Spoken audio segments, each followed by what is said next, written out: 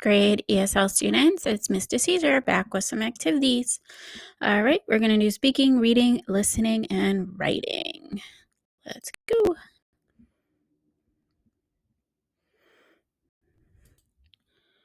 All right, first things first.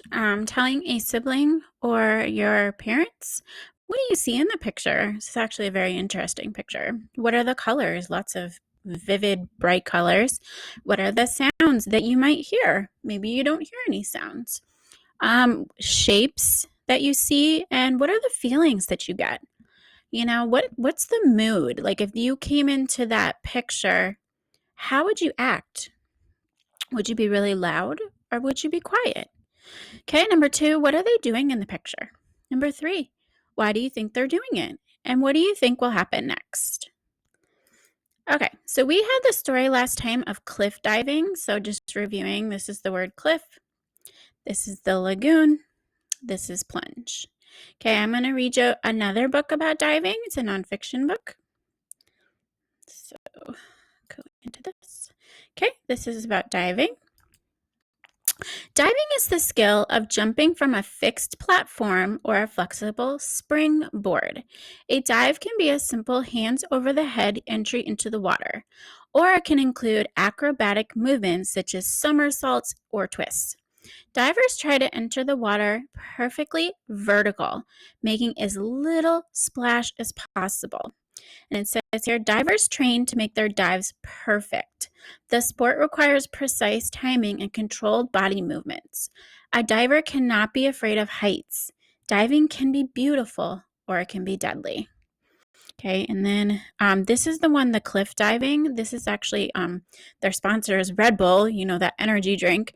They actually have a competition every year. If you look on YouTube and do Red Bull cliff diving competition, with mom and dad's permission, of course, you can watch some of it. It's really cool. All right, extreme quote. A diver is 1 part acrobat, 2 parts test pilot. History. Diving began with early people having fun by jumping into the water. In the 1700s, amazing dives from rocks and cliffs were made by natives from Acapulco, Mexico, and Lanai, Hawaii. A plain dive known as a plunge became popular in Great Britain in the late 1800s. Athletes dove or plunged into the water, gliding face down as far as they could for 60 seconds. Fancy diving began with gymnasts in Sweden and Germany. These athletes practiced their moves in the water to prevent injury. Their acrobatic twists and somersaults were beautiful to watch. By the early 1900s, diving was a sport of its own.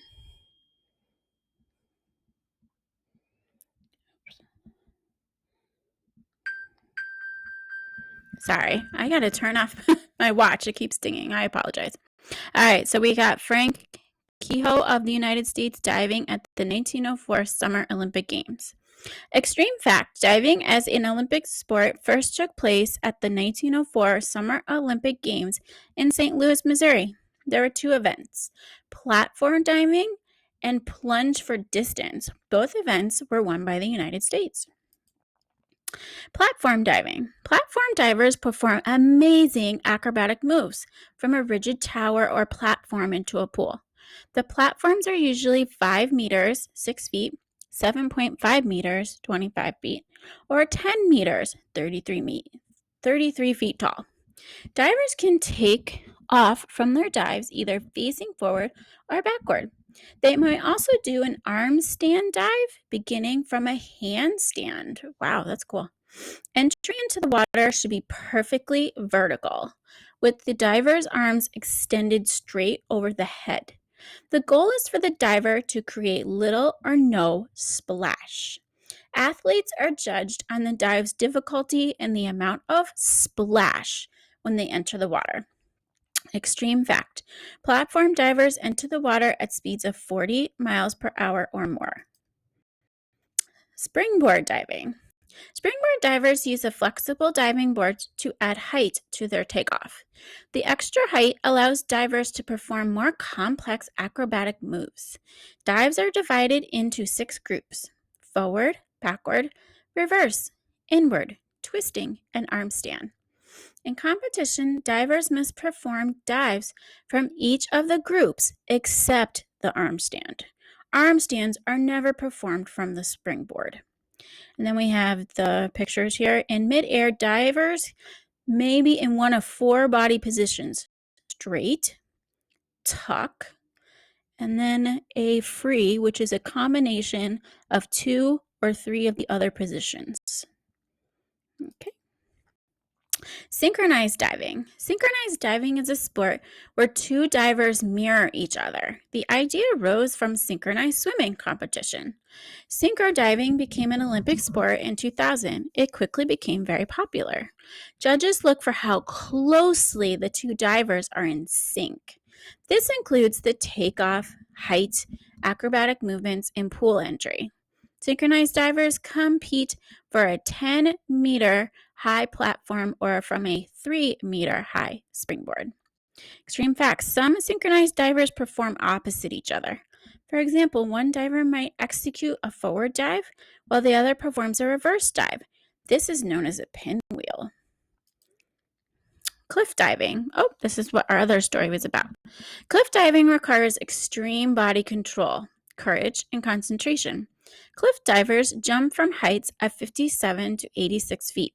They have about 3 seconds to perform their dive. They enter the water feet first, often going as fast as 50 miles per hour. Cold water landings are more painful than warm water. Saltwater landings are harder because salt water is denser than fresh water. Says extreme fact, hitting the water head first on a cliff dive can kill a person. Oh, that's awful. Oh, we got more. And then we have, there are several cliff diving competitions. The World High Diving Federation was formed in 1986. It sponsors the International Cliff Diving Championship in Switzerland. The Red Bull Cliff Diving World Series travels to locations such as Bosnia, France, Italy, Mexico, Portugal, Spain, and Texas. High diving. High diving requires men to jump from a platform 89 feet high. Women jump from a platform that is 66 feet high. Athletes must perform acrobatic moves and then enter the water feet first during a dive. The body must be straight, feet together, and toes pointed. The FINA sponsors high diving competitions. This includes the World Aquatics Championship and the new High Diving World Cup. The first High Diving World Cup was held in Kazan, Russia, in 2014. During the flight, time to the water, divers may perform somersaults, pikes, tucks, or twists. The dive is finished when the diver is completely below the water surface. For safety, rescue scuba divers are positioned in the water to assist every diver. Okay, that's a lot of that book. All right, so what I want you to do is I want you to think about the other story, cliff diving, and the other diving, and think of this part of the Venn diagram, remember, is differences. And then what do they have in common?